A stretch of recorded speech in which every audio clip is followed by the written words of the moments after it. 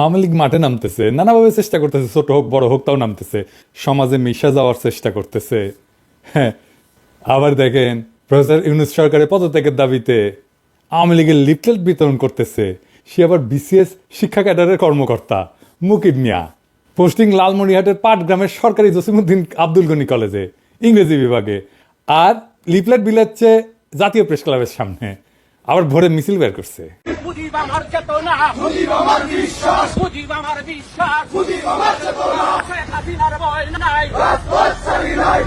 Slogan আবার দিচ্ছে ওই মুকিম, ওই ছাত্রলীগের কেন্দ্রীয় কমিটির সাবেক গণশিক্ষা বিষয়ক সম্পাদক ছিল। এইগুলা জিটে দেখবেন, সেটা দাবরানি দিবেন, কোথাও এদের দাঁড়াবার দিবেন না। এটাই হইতেছে এখনকার স্ট্র্যাটেজি। ৪ আগস্ট এই হারামজাদা শিক্ষা ভবনের সামনে মিছিলের নেতৃত্ব দিছে, খুনি হাসিনার পক্ষে প্রকাশ্যে স্লোগান দিছে, তারপরে ৬ মাস ঘুরে বেড়াচ্ছে, পোস্টিং নিয়ে বসে আছে পাটগ্রামে যে।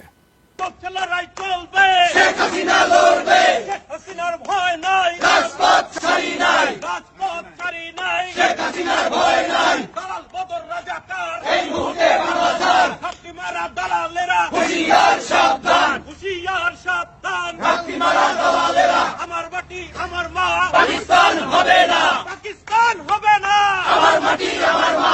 শিক্ষামন্ত্রীর বাসায় হামলা কেন? খুনি খালেদা জবাব দে, খুনি খালেদা জবাব দে। শিক্ষামন্ত্রীর বাসায় হামলা কেন? শিক্ষামন্ত্রীর বাসায় হামলা কেন? খুনি খালেদা জবাব দে। গত ৬ মাস তার ফেসবুকে টানা অপপ্রচার চালায় গেছে সরকারি চাকরি কইরা, কেউ কিছু বলেনি, দিব্যি ঘুরে বেড়াইতেছে, বাসা বোধহয় সেগুন বাগিচা বা পল্টনে। ফেসবুকে যা লিখেছে সেটা ওর নেত্রী হাসিনা ২০১৮ সালে সরকারি কর্মচারী একটা শৃঙ্খলা এবং আপিলের যে বিধিমালা ৩ খ এই ধারা অনুযায়ী শাস্তিযোগ্য অপরাধ করছে, তাও সে আছে। শিক্ষামন্ত্রী হচ্ছে বিএনপির পছন্দের মন্ত্রী, ডায়াপার পরা ওয়াহিদুদ্দিন মাহমুদ। ৩০শে সেপ্টেম্বর আমি পোস্ট দিছিলাম এই ভিডিওর, ওই মাউসির সামনে স্লোগান মাস্টার কে নামও পাওয়া গেছে। ১ নম্বর তরিকুল ইসলাম ৩৫তম বিসিএস, সাদিয়া সুলতানা ৩৫তম বিসিএস, দিদারুল ইসলাম ৩৪তম বিসিএস, আর মুকিব মিয়া যে স্লোগান দেওয়া ৩৩তম বিসিএস, বিজয় কুমার ঘোষ ২৪তম বিসিএস, স্বরূপ কাহালি ২৪তম বিসিএস, ওই স্লোগান দিচ্ছে, স্বরূপ কাহালির স্লোগান দিচ্ছে। জাফর আলী ১৬ বিসিএস, ওই এই প্রোগ্রামের মূল আয়োজক। মনিরুল ইসলাম ২৪ BCS, doctor Enamul Haque ২৪ BCS. এরা কে কোথায় আমরা জানতে চাই। এই ভিডিওর কমেন্ট বক্সে লিখে দিবেন কে কোথায় আছে জানেন কিনা, তারপরে ওদের ধরেছি। আর ডায়াপার পড়া শিক্ষা উপদেষ্টা এইগুলো যদি চাকরি থাকে তাইলে কলে তোমার খবর আছে কয়ে দিচ্ছি, ডায়াপার টেনে খুলে ফেলবো। এর মধ্যে এই যে মাসুম রেজা ডয়েচে ভেলেকে সাক্ষাৎকার দিছে, দিতেই পারে, কিন্তু শেষে কি কইছে দেখেন, কইছে আমরা যে ছাত্রদের বৈষম্য বিরোধী আন্দোলন করেছিলাম, বৈষম্য দূর করার কথা বলেছিলাম, তার সুযোগ নিয়ে এমন এক শক্তি চলে এসছে যা সম্পূর্ণরূপে বাংলাদেশ বিরোধী, যে বাংলাদেশের স্বাধীনতা মূল ভিত্তি যেগুলা সেগুলার বিরোধী। এইগুলোকে যদি আমরা প্রশ্রয় দিতে থাকি, আমরা তাহলে সামনে বাংলাদেশকে হারিয়ে ফেলা ছাড়া আর কিছু দেখি না আমি। ওই করেছিল বৈষম্য বিরোধী আন্দোলন। গপ্প মারাও মাসুম রেজা আমাদের সমসাময়িক, আমার কয়েক বছরের সিনিয়র হবে, একই সাথে ছাত্র ইউনিয়ন করতো রাজশাহী বিশ্ববিদ্যালয়ে। হ্যাঁ, আপনি করেছিলেন মাজুম ভাই বৈষম্য বিরোধী আন্দোলন। ১৬ই জুলাইয়ের পরে তো শীত নিতে গেছিলেন, হ্যাঁ, অক্টোবরে এসে ফেসবুক গুতাইতেছেন, লেগালেগি সব মুছে দিচ্ছেন নাকি, হ্যাঁ, খুঁটি করেছিলেন বৈষম্য বিরোধী আন্দোলন খাটেত, হ্যাঁ, 25 সুন্দর সুন্দর মাইয়া নিয়ে তো নাটক টাটক করেন, হ্যাঁ, করতেও পারেন খাটেত। হ্যাঁ, বৈষম্য বিরোধী আন্দোলন মুক্তিযুদ্ধ করেছে আপনাদের আগের প্রজন্ম, খাটে আপনিও করেছেন হয়তো। মেজর ডালিমকে নিয়ে 2 বিসিলা কইয়া পোস্টার দিছিলেন না, তো আমাকে পোলা বানিয়ে এসে কয় যে মেজর ডালিমের 2টা বিসি পাঠিয়ে দিই, মাসুমের 2টা বিসি ছিঁড়ে নিয়ে। হ্যাঁ, বুঝছা, চাইছিল কলে পোলা পায়, আমি ঠেকাইছি। হ্যাঁ, পাঙ্খা গেছে যে মাসুম ভাই, হ্যাঁ, নতুন বাংলাদেশের নতুন বয়ানের সংস্কৃতি চর্চা হবে। পুরো হাসিনার আমলে আওয়ামী ফ্যাসিবাদের বয়ান উৎপাদন করেছেন, ওই ন্যারেটিভ চলবি না। আপনাদের নতুন নাটক লিখতে হবে, নতুন সংস্কৃতি চর্চা করতে হবে। আমাদের বাংলাদেশ বিরোধী বলবেন না, ভুলেও না, কখনো না, কেউ যেন না বলে এই আমাদের বাংলাদেশ বিরোধী বলবেন, বিসি টাইনা ছিঁড়ে ফেলবো একেবারে। আপনার সাথে ব্যক্তিগত পরিচয়ের সূত্র ধরে বলতে চাই, অ্যান্টি ফ্যাসিস্ট শক্তির সাথে আপনাদের অ্যালাইন্ড হইতে হবে। আমার বাবা নাটকের লোক ছিলেন, আমি চাই আপনাদের সাথে কথা বলতে আপনাদের কনসার্ন শুনবো, আর আমাদের এক্সপেকটেশন শুনবেন। আমরা এনশিওর করব নিরাপদ সংস্কৃতি চর্চার। আপনি আওয়ামী বয়ান উৎপাদন করবেন আবার ঈশা ওটা পারবেন না, করতে দেওয়া হবে না। আওয়ামী বয়ান আমরা ধ্বংস করে দেবই দেব। আমরা পারি কিনা সেটা তো দেখিছেন। আর ভাইবেন না যে এডি বসে খালি আওয়াজ দিই, তাই না? এডি আওয়াজ দিব, ঘটনা ঘটবে বাংলাদেশে। দেখেন চিটাগাঙ্গে স্যাম্পল দেখেছি। একটু আগে আমি যখন ঘুমানোর আগে আমি বাসায় দেখছি পিনাকি ভাই লিখছে যে নেভি কনভেনশনের নজিবুল হোসেন মাইজবান্ডারি এবং এমপি সনি এই দুজন এখানে অবস্থান করতেছে। রাতে খাবারের দাওয়াত আসছে ওরা। এটা শোনার পরে আমরা এদিকে আসছি, আমি আর আমার ছোট ভাই আইমান, আমরা দুজন এখানে আসছি। আসার পর দেখতেছি আমাদেরকে নৌবাহিনী অসহযোগিতা করছে। প্রয়োজনে শক্তি প্রয়োগ করতে হলে করব, শক্তি প্রয়োগ করতে হবে, কারণ প্রতি বিপ্লবী কর্মকাণ্ড এখনো চলমান। তাই আমাদের লড়াই এখনো শেষ হয় নাই। অনেক অমীমাংসিত ইস্যু আছে, সেগুলো সেটেল না হওয়া পর্যন্ত ক্ষমতার সাথে পাল্টা ক্ষমতার লড়াই হবে। ওপেন প্রস্তাব হয় নেগোশিয়েট করেন অথবা হেড অন কলিশন করেন, চয়েস আপনাদের। বটম লাইন, আওয়ামী লীগ আওয়ামী বয়ান আমরা রাখবো না। কেউ আমাদের এই মিশন ঠেকাতে পারবেন না। কথা বলেন আমাদের সাথে, নিশ্চিত করব আপনারা নিরাপদে সংস্কৃতি চর্চা করবেন। আর যদি ঘাড় তেরামি করেন, আর্মি দিয়েও কিছু করতে পারবেন না, কেউ ঠেকাইতে পারবেন না আপনাদের। এবার আসেন এই আওয়ামী লীগ নিয়ে আমরা কি করব সেটা নিয়ে একটু আলাপ করি। আওয়ামী লীগ নিয়ে বহুত মানুষ বহুত পেরেশানিতে আছে। ওরে কি নিষিদ্ধ করা ঠিক হবি? আমরা কেমনে তাকে নিষিদ্ধ করব? এত বড় একটা রাজনৈতিক দল, আসেন এটা নিয়ে আলাপ করি। আওয়ামী লীগ কেন নিষিদ্ধ করা দরকার এটা নিয়ে নালা আর আলাপ আছে। আওয়ামী লীগের ব্যাপারে আমাদের অনেকের নালিশ আপনারা শুনেছেন যে জুলাই বিপ্লবীরা লীগলে ব্যান করতে চায় এবং বিএনপির কারণে করতে পারতেছে না। এই সরকারের পজিশন কি ব্যাপারে? তারা কখনো বলটা পলিটিক্যাল পার্টিগুলোর দিকে দেয়, কখনো ইলেকশন কমিশনের দিকে দেয়, ইলেকশন কমিশন আবার সরকারের দিকে দেয়। এই বল চালাচালি চলিচ্ছে আর কি। ওইদিকে দু একজন অ্যাডভাইজার আবার কইছে যে আওয়ামী লীগ একটা বিশাল ঐতিহ্যবাহী দল, এইটার তো অনেক কর্মী আছে। বিএনপিও আবার কয় এটার তো অনেক কর্মী, এদের কেমনে আমরা নিষিদ্ধ করব, আদর্শকে কেমনে নিষিদ্ধ করা যায়। আবার কেউ এসে কয় আওয়ামী লীগ এটা গোপন সংগঠন হয়ে যাবে। আবার আওয়ামী লীগের লেসপেন্সার ওই যে দিল্লি স্টার আর মতি আলো, এদের সাথে সরকারের এক অংশের আবার লতকালতকি হয়। আওয়ামী লীগের প্রভু ভারতের সাথে আবার সরকার বিএনপির উথলা ওটা প্রেম আছে, দেখিচ্ছেন না? রিপাবলিক ডেতে যে একেবারে ধস্তাধস্তি ঢলাঢলি দেখে বাঁচি না। আওয়ামী লীগ জামাতের নিষিদ্ধ করবো, জামাতের নিষিদ্ধ করবো কইতো না, এটা নিয়ে আলাপ দিত। জামাতের ব্যাপারে তার কমপ্লেনটা কি সেটা কইছে? কয় নাই। আজকেও এইভাবে হাসিনা যেভাবে জামাত নিয়ে আলাপ করতো সেইভাবে আওয়ামী লীগ নিয়ে আমরা আলাপ করতেছি, কোনো ডকুমেন্টেশন নাই। পলিটিক্যাল পার্টি হিসেবে ইনভেস্টিগেশন আমল নামা বানানো এবং সেই মোতাবেক বিচার করার দিকে হাসিনা যেমন জামাতের নিয়ে করে নাই, এখন হাসিনার ব্যাপারেও কেউ করছে না। না সরকার, না বিপ্লবীরা, না রাজনৈতিক দলেরা। অনেকে কয় হাওয়ার উপরে আওয়ামী লীগের ব্যান করা হবে। এটা সত্য যে হাওয়ার উপরে একটা দলের ব্যান করা যায় না। তো হাওয়ার উপরে ব্যান করা আর ওয়ারেন্ট ছাড়া গ্রেপ্তার করা আর আদালতে না পাঠায় হাজারাতে আটকায় রাখা একই জিনিস। লিগ্যাল প্রসেসে আওয়ামী লীগকে নিষিদ্ধ করা যায়, কিন্তু সেই লিগ্যাল প্রসেসে নিষিদ্ধ করার পথে কেউ হাঁটিচ্ছে না। তো তাই বলে কি আমরা আওয়ামী লীগকে নিষিদ্ধ করবো না?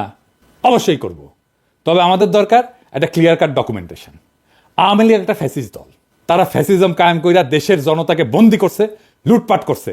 এইটা স্ট্যাবলিশ করার মতো ডকুমেন্টেশন সরকার বা বিপ্লবীরা এমনকি রাজনৈতিক দলরা দিতে পারছে এখনো পারে নাই।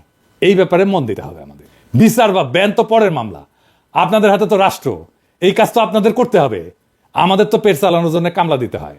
আমার তো বাবার জমিদার ছিল না যে কাজ না করে থাকতে পারবো। ফুল টাইম কাজ করলে দেশে থাকলে করে দিতে পারতাম, দেশে তো আর নিবেন না। আমরা নিশানা দিতে পারি, কোন গ্রুপ কাজ করলে সাহায্য করতে পারি।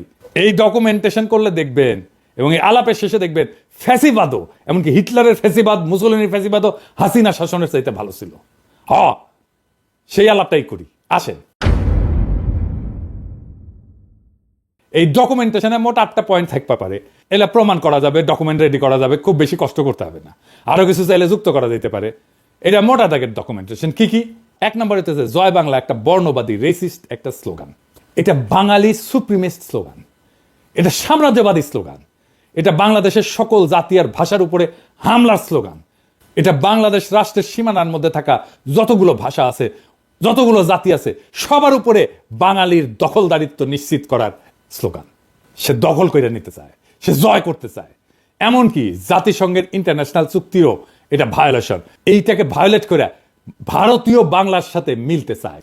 সোনার বাংলার জিকির কইরা বাংলাদেশকে একটা বর্ণবাদী রাষ্ট্র হিসেবে দেখাইতে থাকে। এইভাবে কট্টর জাতীয়তাবাদী জিকিরের ভিতর দিয়া আওয়ামী লীগ ফ্যাসিজমের 1 নাম্বার শর্ত পূরণ করে। 2 নাম্বার, আওয়ামী লীগ একটা গণতন্ত্র বিরোধী শক্তি। 2008 সালে ইলেকশনের ভিতর দিয়ে ক্ষমতা দখলের পর গণতান্ত্রিক রাজনীতি, জনগণের মিছিল, সমাবেশ, এগুলোর অধিকার অস্বীকার করে আওয়ামী লীগ। ইলেকশনের সিস্টেমকে ধ্বংস করে দেয়, নিজের ক্ষমতাকে নিজেই সে রিনিউ করে, সেলফ রিনিউয়ালের মতো। মানুষের ভোটের দরকার নেই, নিজেই সে একটা সিস্টেম বানায় ফেলে যেটা ভোটের মতো দেখা যায় কিন্তু আসলে ভোট না। জনগণের কনসেন্টের কোনো তোয়াক্কা না কইরা আমলা পুলিশ দিয়া ক্ষমতা দখল করে রাখে। এমনকি এটা আওয়ামী লীগের জন্য নতুন ঘটনা না। 1973 সালের ইলেকশনেও ভোট ডাকাতি করছে, অপোজিশনের ক্যান্ডিডেটকে কিডন্যাপ করছে, এই ইতিহাস আওয়ামী লীগের আছে। এবং তারপরে 1975 সালে সমস্ত পলিটিক্যাল দলকে ব্যান কইরা বাকশাল বানায় মুজিব নিজেকে বাদশাহ, আজীবনের রাজা প্রেসিডেন্ট ঘোষণা করছিল। হাসিনা যে শেখ মুজিবের এই বাকশাল থেকে বাইর হয়ে আসছে তা না, নামটা দেয়নি বাকশাল, কিন্তু এটা করছে ডাবল বাকশাল। বাকশালের পক্ষে মিডিয়ায় কলাম লেখা হয়েছে, বই ছাপা হয়েছে, হাসিনার বুদ্ধিজীবীরা এই বই ছাপাইছে, কলাম লিখছে। নিজেদের শাসক বাছাইয়ের যে নাগরিকদের এখতিয়ার সেটা ডাকাতি কইরা আওয়ামী লীগ ডেমোক্রেটিক কমিটমেন্টকে অস্বীকার করছে। এবং জাতিসংঘের যে মানবাধিকার কনভেনশন, যেটার একটা অন্যতম প্রধান বৈশিষ্ট্য হচ্ছে ভোট দেওয়ার অধিকার, সেইটা কায়দা নিছে, ওইটা ভাঙ্গা ফ্যাসিজমের আর একটা শর্ত পূরণ করছে। 3 নাম্বার, মানুষের বিবেকের স্বাধীনতা এবং ক্ষমতা সরকার রাষ্ট্রের ব্যাপারে নাগরিকদের অমত দেওয়ার যে এখতিয়ার সেটা রদ করে দিছে আওয়ামী লীগ। আওয়ামী লীগের ক্ষমতা এবং সরকারের বৈধতা নিয়ে প্রশ্ন করাকে রাষ্ট্রদ্রোহিতা বলছে এবং রাষ্ট্রের বিরুদ্ধে ষড়যন্ত্র হিসেবে দেখাইছে এবং দেখাইয়া নাগরিকদের জেলে ঢুকাইতো শেখ হাসিনার আওয়ামী লীগ। ফলে হাসিনার শাসনের এখতিয়ারকে প্রশ্ন করার মতো কোনো মিডিয়াকেও থাকতে দেয় নাই। সমস্ত মিডিয়াকে সরকারি প্রোপাগান্ডা মেশিন বানায় তুলছিল হাসিনা এবং নিজেদের ডেফিনেশনের উন্নয়নের মিছা কথা প্রচারে রাষ্ট্রের সকল দপ্তর এবং বেসুমার টাকা পয়সা ঢালছিল তারা। এমনকি প্রাইভেট প্রতিষ্ঠান যেমন মোবাইল কোম্পানিগুলোকে বাধ্য করছিল তাদের প্রোপাগান্ডা প্রচারে। 4 নাম্বার, হিটলারের একটা বাহিনী ছিল, গেস্টাপো বাহিনী। ওই রকম বাহিনীর মতো এজেন্সি বানায় হাসিনা জনগণকে বন্দি করছে, যখন খুশি যে কাউকে তুলে নিছে, টর্চার করছে। তার তো জেল ছিলই, যাদেরকে সে জেলে নিতে পারবে না তাদেরকে আনরেজিস্টার্ড জেলে ঢুকায় রাখছে দিনের পর দিন। হরদম গুমখুম চালাইতে থাকছে হাসিনার এজেন্সিগুলা। বিদেশে যে সমস্ত বাংলাদেশি হাসিনার এই টর্চার, গুমখুন, বৈধতা নিয়ে প্রশ্ন করছে, তাদের দেশে থাকা আত্মীয় স্বজনদেরকে জেলে ঢুকাইছে এবং গুমের হুমকি দিয়া বিদেশে থাকা অ্যাক্টিভিস্টদের থামানোর চেষ্টা করছে হাসিনা। এমনকি দুধের শিশুকেও জেলে আটকাইয়ে রেখা তার বাপ মাকে ব্ল্যাকমেল করছে, বাচ্চাকে খাইতে না দিয়া তার বাপ মাকে বাধ্য করার মতো কাম করছে হাসিনার এই এজেন্সি। 5 নাম্বার, রাষ্ট্রের সকল দপ্তরকে দখলের মধ্যে দিয়া সরকারের প্যারাল কোনো প্রতিষ্ঠান থাকতে দেয় নাই হাসিনা। গুড গভর্নেন্স মানে তার একটা শর্ত আছে। এই গুড গভর্নেন্সের শর্ত হিসেবে সরকারকে চেক দিতে justice system, election commission, local government parallel প্রতিষ্ঠান বানায় ব্যালেন্স অফ পাওয়ারের স্ট্রাকচার দাঁড় করানো দরকার। পাবলিক সার্ভিসে নিজ দলের কর্মীদের ঢুকেছে। বায়োডাটা নিয়ে যাই কিংবা যখন এদের প্রশ্ন করি যে এই ব্যক্তি এরা সুযোগ্য, উনি জিজ্ঞেস করেন এরা কি ছাত্রলীগ করেছে। পুলিশকে দলের একটা আলাদা শাখা বানাইছে, আমরা বলতাম পুলিশ লীগ। পুলিশের মধ্যে আওয়ামী লীগের কর্মী ঢুকাইছে, দলে দলে, 1-2 না। ইলেকশন কমিশনকে দলের এজেন্ট বানাইছে। এমনকি আদালতও হাসিনার অধীনে একটা দপ্তর হয়ে গেছে। দলের লোকজনের দেদার্সের জজ বানাইছে, হাসিনার হুকুম না মানা জজদের খেদায় দিছে। এই সমস্ত ঘটনার মধ্যে দিয়ে জাস্টিস সিস্টেম এতই সরকারের অধীন হয়ে পড়ে যে পুলিশ বাহিনীর আদালত নামে আজব একটা জিনিস বানায় তারা। পুরো জাস্টিস সিস্টেমকে পুলিশের অধীন দপ্তর হিসাবে এতটাই নর্মাল করে তোলে হাসিনা যে একজন আসামিকে আদালত আর পুলিশের রিমান্ডে পাঠায় না। আপনারা দেখছেন না, পত্রিকায় লিখতেছে পুলিশ রিমান্ডে নিছে, এইভাবে নিউজ লেখা শুরু করে। রিমান্ডে তো পুলিশ নিতে পারে না, রিমান্ডে আদালত পাঠায় পুলিশের কাছে, কিন্তু মিডিয়া লেখে পুলিশ রিমান্ডে নিছে, মানে রিমান্ডে নেওয়ার অধিকার দায়িত্ব এটা নাকি পুলিশের। কি চমৎকার জাস্টিস সিস্টেম। 6 নাম্বার, ফ্যাসিজমের জন্য আদি ইতিহাসের দিকে তাকাই তাহলে দেখবো যে ফ্যাসিবাদের মূল যে তাত্ত্বিক মুসলিনি ইটালি, তার সাথে হাসিনার আওয়ামী লীগের একটা মিল আছে। মুসলিনি ক্ষমতা ধরে রাখতে পারতেছিল না এবং সেই জন্য হিটলারের কোলে উঠা নাজি প্রোটেকশনের ক্লায়েন্ট হয়েছিল। একই ফর্মুলায় হাসিনাও ক্ষমতা ধরে রাখতে পারতেছিল না, সে ইন্ডিয়ার কোলে উঠা ইন্ডিয়ার প্রোটেকশনে দখলে রাখছিল বাংলাদেশ। 7 নাম্বার, ফ্যাসিজমকে যদি সাকসেসফুল করতে হয় তাহলে পাবলিক এডুকেশন সিস্টেমে পুরোটা দখল করিয়া মগজ ধোলাই করিয়া দরকারি নাগরিক মন বানাইতে হয়। এই ব্যাপারে হাসিনার তো চেষ্টা তো অন্ত ছিল না। পাঠ্য বই সিলেবাস নিয়ে সে কি করছে সেটা তো দেখছেন। নাগরিকদের মগজ ধোলাই করতে, নয়া জেনারেশনের মন বানাইতে ফ্যাসিজমের দরকার হয় আইকন, রেটরিক, ন্যারেটিভ। হাসিনার ফ্যাসিজমের আইকন হিসেবে তাই সে এবং তার বুদ্ধিজীবীরা তার বাপের ছবি মূর্তিতে সয়লাভ করে ফেলে সারা দেশ। মূর্তিতে চুমা দেওয়া, সালাম করা, প্রণাম করা, এটা শুরু হয়ে যায়। হাজার হাজার কোটি টাকা জনগণের টাকা আর জায়গা খরচ করে হাসিনা শেখ মুজিবের মূর্তি আর ছবি বসাইতে থাকে। আর রেটরিক ন্যারেটিভ হিসেবে মুক্তিযুদ্ধের চেতনা, সোনার বাংলা, রাজাকার, আল বদর, পাকিস্তানি অত্যাচার এই সমস্ত বয়ান তৈরি করে। শেখ মুজিবের বক্তৃতা, উন্নয়নের গান বাজাইতে থাকে হরদম। হাসিনার প্রোপাগান্ডা মিডিয়া এমনই নির্লজ্জ যে পদ্মা ব্রিজের মধ্যে একটা ব্রিজ, একটা স্ট্রাকচার, পদ্মা ব্রিজ বানানো নাকি মুক্তিযুদ্ধের সমান একটা ঘটনা। চিন্তা করেন। আর এই পুরা প্যাকেজ ঢুকানো হয় টেক্সট বুকে। বাচ্চাদের স্কুল জিন্দেগি পুরাটাই কাটাইতে বাধ্য করা হয় এই আইকনোগ্রাফি আর বয়ানের ভিতরে। এইগুলো যাতে পুরাপুরি মেমোরিতে ঢুকানো যায়, বাধ্য হয় সবাই মেমোরিতে ঢুকাইতে, সেই দরকারে সমস্ত স্কুল, কলেজ, পরীক্ষা, এগুলো থেকে চাকরির পরীক্ষা তো প্রশ্ন করা হয় এখান থেকে। এমনকি অঙ্কের মতো একটা হার্ডকোর সায়েন্সের ভিতরে শেখ মুজিবকে নিয়ে অঙ্ক করায় হাসিনা। 8 নাম্বার, ফ্যাসিবাদের আর একটা মস্ত নিশানা হইল নিজের পপুলারিটি দেখানো। এটা অবশ্য সেটা দেখানোই, পপুলারিটি থাকার মামলা না। এইটা করার জন্য তারা প্রায় ইলেকশনের বাহানা করে, ইলেকশনের মতো একটা সিস্টেম করে। ঠিকঠাক ইলেকশন দিতে পারে না, কারণ ফ্যাসিজমে তো হারার কোনো আইডিয়া নাই। ইলেকশনে হাইরা ক্ষমতা ছাড়ার ব্যাপারই নাই, ফ্যাসিজমে থাকা সম্ভবই না। আমরা খেয়াল করলে দেখবো শেখ মুজিবুর রহমানের 1973 ইলেকশন, হাসিনার 2014 ইলেকশন, 18 ইলেকশন, 24 ইলেকশন, সমস্ত ইলেকশন স্রেফ বাহানা। এটাকে বলা যায় সেলফ রিনিউয়াল। আমি কইছিলাম হাত মারার নির্বাচন। নাগরিকদের ক্যান্ডিডেট হওয়া বা ভোট দেওয়ার ঘটনা ছিল না মোটেই। আর এই কামে তারা রাষ্ট্রের সকল দপ্তর দখল কইরা, পুলিশ, আমলা, প্রশাসন সবকিছু দিয়া এই বাহানা বাস্তবায়ন করছে। ফ্যাসিবাদের যে ক্লাসিক এক্সাম্পল, সেই ক্লাসিক এক্সাম্পলের এই অভিজ্ঞতাগুলো হাসিনা আমাদেরকে দিচ্ছে।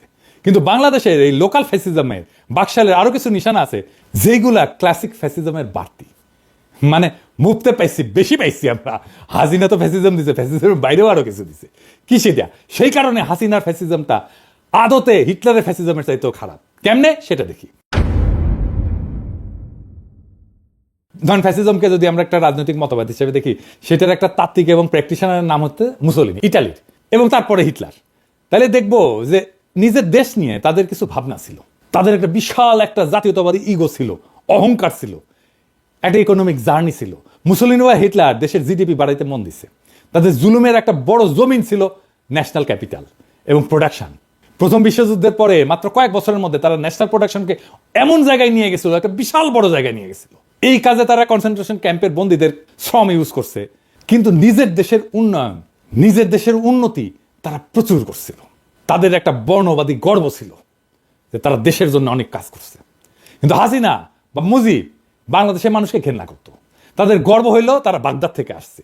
তারা বর্ণবাদী, কিন্তু এই বর্ণবাদ দেশ বা দেশের মানুষ নিয়ে গর্ব করা না, বরং ঘেন্না করা। এখানে কইতে পারেন যে জিয়া রহমানের দলও তো জাতীয়তাবাদী, ন্যাশনালিস্ট। তাহলে জিয়ার দলের সাথে মুজিবের দলের এই ন্যাশনালিজমের মধ্যে কি তফাৎ? আসেন এটা একটু বুঝে দেখে, এটা খুব চমৎকার একটা বিষয়। হাসিনা বা শেখ মুজিব বাংলাদেশের মানুষকে ঘেন্না করত। তাদের গর্ব হইল তারা বাগদাদ থেকে এখানে আসছে। তারা বর্ণবাদী, কিন্তু এই বর্ণবাদ দেশ বা দেশের মানুষকে নিয়ে গর্ব করার মধ্যে বর্ণবাদ না, বরং ঘেন্না করার মধ্যে বর্ণবাদ। আর জিয়াউর রহমানের জাতীয়তাবাদ, এটা জাতীয়তাবাদ, কিন্তু এটা দেশের মানুষকে নিয়ে গর্ব করার জাতীয়তাবাদ, ঘেন্না করার জাতীয়তাবাদ না। হাসিনার কাছে বাংলাদেশ তার বাপের বানানোর দেশ। বাপ তার এই দেশটাকে স্বাধীন করে দিয়ে গেছে। এর মালিক সে, এটা তালুকদার সে। এখানে হাসিনা আওয়ামী লীগ এখানে ডাকাতি করবে, কামাই করবে, তারপর পয়সা পাচার করে দেশের বাইরে নিয়ে যাবে। এই দেশ তো তার না, এই দেশে সে দয়া কইরা থাকে। এই কারণে হাসিনার বাকশালে শিল্প, উৎপাদন এগুলো লাফায় লাফায় বাড়েনি মুসোলিনি, হিটলারের মতো। জাতীয় সম্পদ মজবুত হয়নি, বরং কমছে। ব্যাংক ডাকাতি করে পাবলিক মানে বিদেশে পাচার করছে। এইভাবে আমরা একটা লোকাল ফ্যাসিজম পাইছি বাকশাল নামে। এইটা শাসনের পদ্ধতি হিসেবে ফ্যাসিবাদ, কিন্তু রাজনৈতিক মতবাদ হিসেবে ফ্যাসিজমের যে একটা কট্টর ন্যাশনালিস্ট একটা দেমাগ, অহংকার থাকে, সেটা নাই, সেটা গড় হাজির। মুসোলিনি, হিটলার টর্চার জুলুমের ভিতর দিয়ে নিজ দেশকে পাওয়ারফুল করে তুলছে, যুদ্ধের তাগদ পয়দা করছে নিজ দেশে। আর হাসিনা উল্টা বাংলাদেশকে জুলুম করছে, কিন্তু আস্তে আস্তে দুর্বল করছে। জাতীয় যে অহংকার, সেটাকে পুরাপুরি কোরবানি দিয়া শুরু থেকে ইন্ডিয়ার দাসরাজ্য হিসেবে বাংলাদেশকে তৈরি করছে এবং লুটপাট করছে। তার মানে এখানে হাসিনা লোকাল মাফিয়া গডমাতার। ফ্যাসিজমের সমস্ত পদ্ধতি সে কায়েম করছে, কইরা তার তালুকদারি কায়েম রাখতেছে এবং ডাকাতি কইরা বিদেশে পাচার করতেছে পাবলিক মানি। এই জন্যে বাকশাল হাসিনার শাসন ফ্যাসিজমের চাইতেও খারাপ আসর রেখে গেছে, বাংলাদেশকে ফতুর কইরা রেখে গেছে হাসিনা। এটা ফ্যাসিজমের তুমুল টর্চার জুলুমের বাইরে বাড়তি খারাপ। ফ্যাসিজমে তো টর্চার জুলুম আছেই, হাসিনার শাসন ফ্যাসিবাদের টর্চার জুলুম চাইতেও অধিক বেশি কিছু, আরো বাড়তি খারাপ। হিটলার মুসোলিনি যেখানে তার দেশকে অন্তত ধনী বানাইতে কাজ করছিল, সেইখানে হাসিনা দেশটাকে ফতুর কইরা দিছে। মোটের উপরে বাকশাল এমন একটা রাজনৈতিক বন্দোবস্ত যেটা শাসনের সিস্টেমটা উপনিবেশিক, কলোনিয়াল, আর যেটা চালানোর পদ্ধতি ফ্যাসিজম। এই জন্যই নতুন রাজনৈতিক বন্দোবস্ত কথাটা আসছিল। এখন বলেন, নির্বাচন দিলে কি দেশটা ঠিক হবে? আর হবে না। বাংলাদেশের সমস্যা নির্বাচনে কাটবে না। এই আওয়ামী লীগকে রাজনীতি করতে দেওয়া উচিত। যারা আওয়ামী লীগকে রাজনীতি করতে দিতে বলে তারা কি আদৌ রাজনীতি বোঝে? তার মানে রাজনৈতিক বন্দোবস্তটা আমাদের জন্য কত জরুরি দেখেন। পুরো সিস্টেমের খোল নলসে পাল্টাই দিতে হবে। এটা পাল্টাই দিতে না পারলে বাংলাদেশকে ফতুর হওয়া থেকে বাঁচাইতে পারবেন না। ওই একইভাবে বাংলাদেশের সম্পদ লুট হয়ে যেতে থাকবে। এটা থেকে মুক্তির জন্যই জুলাই আগস্ট বিপ্লবে আমাদের ছাত্ররা, আমাদের সন্তানেরা রক্ত দিছিল। ওইটাকে সফল করে তুলতে হলে বাংলাদেশ রাষ্ট্রের আমূল সংস্কার ছাড়া কোনো উপায় খোলা নাই আমাদের হাতে। ওই রাস্তায় আমাদের যাইতেই হবে। ওটাই আমাদের পথ এবং সেই পথে আমরা হাঁটবো। নির্বাচন দূরে থাকো, আগে বাংলাদেশকে রক্ষা করো। বাংলাদেশকে ফতুর হওয়া থেকে বাঁচাও। বাংলাদেশকে ফ্যাসিবাদের আসর থেকে বাঁচাও। বাংলাদেশ থেকে ফ্যাসিবাদের সমস্ত চিহ্ন দূর করার পথে হাঁটো। বাংলাদেশ ওই রাস্তায় হাঁটতে চায়, আমাদেরকে ওই রাস্তায় হাঁটতে দেন। আমরা ওই রাস্তায় হাঁটবই, আমরা বাংলাদেশকে ওই রাস্তায় নিয়ে যাবই। ইনকিলাব জিন্দাবাদ।